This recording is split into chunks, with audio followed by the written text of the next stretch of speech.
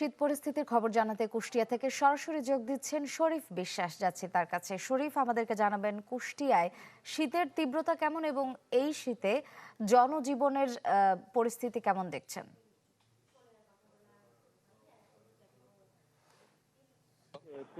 কুষ্টিয়া সহ তীব্র শীত অনুভূত হচ্ছে। বিশেষ করে গত দুদিন ধরে কুষ্টিয়াতে কিন্তু মৃদু শৈত্য প্রবাহ বইছে। আর এর ফলে বিশেষ করে জনজীবন, বিশেষ করে খেটে খাওয়া মানুষের অবস্থা কিন্তু খুবই খারাপ পরিস্থিতিতে কিন্তু তারা রয়েছে। এবং বিশেষ করে এখন আমি যেটি দেখাচ্ছি এই সময়টা এই সময়টাতে কিন্তু আমি এখন রয়েছে কুষ্টিয়া শহরের মজমপুর রেলগেট এলাকায়। এই সময়টাতে কিন্তু অন্যান্য দিন অর্থাৎ যখন তীব্র শীতের প্রভাব ছিল না, তখন মানুষের ব্যাপক ভিড় কিন্তু লক্ষ্য করা গেছে। কিন্তু এখন কিন্তু সেই জিনিসটা নেই। কারণ হচ্ছে কর্মজীবী মানুষ, সাধারণ মানুষ, তারা তাদের প্রয়োজনে তারা বের হচ্ছেন না। আর সে কারণেই কিন্তু এই সড়কের পরিস্থিতি। ভারপ্রাপ্ত কর্মকর্তা মামুনার রশিদের সাথে কথা বলেছি। তিনি বলছেন যে গতকাল কুষ্টিয়ায় সর্বনিম্ন তাপমাত্রা ছিল 9.5 ডিগ্রি। আজও কিন্তু একই অবস্থা, অর্থাৎ 10 ডিগ্রি নিচে যদি তাপমাত্রা থাকে সেটি তাদের আবহাওয়া অফিসের হিসেব মতে তারা সেটিকে কিন্তু মৃদু শৈত্য প্রবাহ। তারা বলছেন যে আরো দুদিন এই এমন পরিস্থিতি থাকতে পারে। যদিও গত দুদিনের তুলনায় আজ কিছুটা কুয়াশা কম। এবং আমরা যদি কয়েকজন কর্মজীবী মানুষ, খেটে খাওয়া মানুষের সাথে একটু কথা বলার চেষ্টা করব। শীত কেমন মনে হচ্ছে একটু যদি? শীত অনেক বেশি ভাইয়া, শীত অনেক বেশি আমাদের এতে। ঘন কুয়াশার জন্য আমাদের রিক্সা চালানো কষ্ট হচ্ছে। আসলে এইরকম কর্মজীবী মানুষের কিন্তু একই অবস্থা, সব কর্মজীবী মানুষেরই একই অবস্থা। আমরা যদি আরো এক দুজনের সাথে কথা বলার চেষ্টা করবো। তার আগে একটু বলি যে এমন পরিস্থিতিতে কিন্তু খুব একটা গত কয়েক বছর কিন্তু এমন তীব্র শীত কিন্তু অনুভূত হয়নি কুষ্টিয়াতে। এখন যেটি হচ্ছে যে বিশেষ করে বরাবরই আমরা দেখেছি যে কুষ্টিয়া, মেহেরপুর, চুয়াডাঙ্গা, পাবনা অর্থাৎ আশপাশ এলাকায় যখন তীব্র গরম কিন্তু এই এলাকায় একদিকে যেমন গরম অনুভূত হয়, ঠিক তেমনই শীতের সময় কিন্তু তীব্র শীত অনুভূত হয়। এবং এই শীতের প্রভাব যে এতটাই প্রকট, এতটাই যে ভয়াবহ পরিস্থিতিতে পড়েছেন কুষ্টিয়ার মানুষ, অর্থাৎ খেটে খাওয়া মানুষ, সেটি কিন্তু বলাই যায়। যদিও আবহাওয়া অফিস বলছেন এমন পরিস্থিতি, এমন দুর্ভোগ, এমন মৃদু শৈত্য প্রবাহ আরো 1 থেকে 2 দিন থাকতে পারে বলে তারা জানিয়েছেন আবহাওয়া অফিস। শ্রেয়া, ধন্যবাদ শরীফ। দর্শক, শীত পরিস্থিতির খবর জানতে সরাসরি যুক্ত ছিলাম কুষ্টিয়ায়। এদিকে এই তীব্র শীতে হাসপাতালে বাড়ছে ঠান্ডাজনিত রোগে আক্রান্ত রোগী। এ নিয়ে আরো খবর জানাতে রাজশাহী থেকে সরাসরি যোগ দিচ্ছেন আবরার শাহের।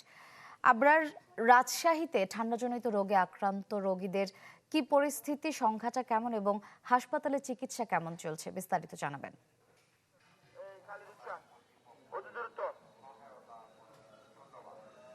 গত 3 দিন থেকে আসলে রাজশাহীতে শৈত্যপ্রবাহ বইছে এবং আজকে কিছুটা তাপমাত্রা বেড়েছে এবং গত 2 দিন 8.2 কিংবা 8.5-এর মধ্যে থাকলেও আজকে সেটি 9.5-এ এসে দাঁড়িয়েছে আবহাওয়া দপ্তরের মতে।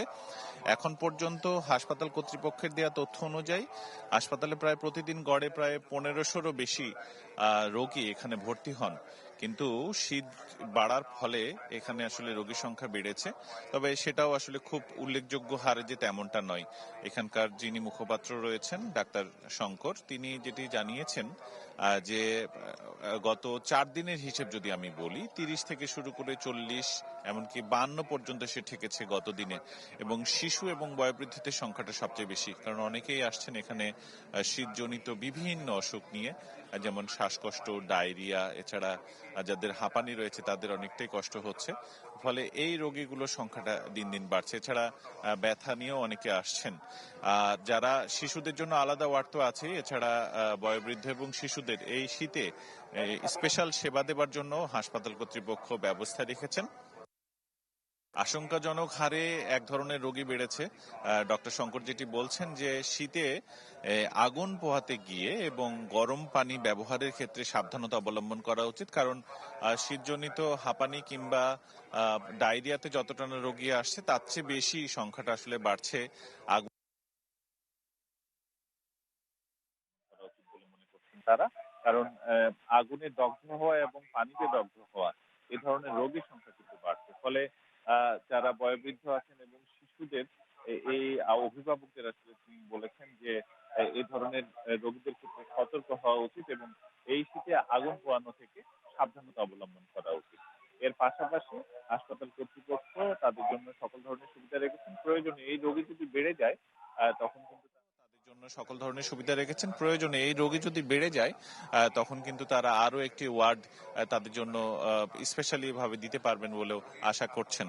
এবং আবহাওয়া দপ্তরের মতে এই যে শৈত্যপ্রবাহ বইছে এটি আসলে ঠান্ডা জনিত যে রোগ বালাই সেটি আরো কিছুটা থাকতে পারে, কারণ আবহাওয়া দপ্তরের মতে যে আগামী আরো 2 থেকে 3 দিন এ ধরনের কিন্তু তাপমাত্রা আরো কমে যেতে পারে। ফলে 10-এর নিচে নামলে যেহেতু শৈত্যপ্রবাহ বলেন তারা, এখন পর্যন্ত রাজশাহীতে 9.5 আজকে, আগামী 2-3 দিনেও কিন্তু এই ধরনের আবহাওয়া থাকতে পারে বলে জানিয়েছে আবহাওয়া দপ্তর। এ ছিল আমার কাছে রাজশাহী মেডিকেল থেকে শীতে যে রোগীর সংখ্যা সেটি নিয়ে। ধন্যবাদ আবরার। দর্শক, ঠান্ডাজনিত রোগে আক্রান্তদের খবর জানতে সরাসরি যুক্ত ছিলাম রাজশাহীতে।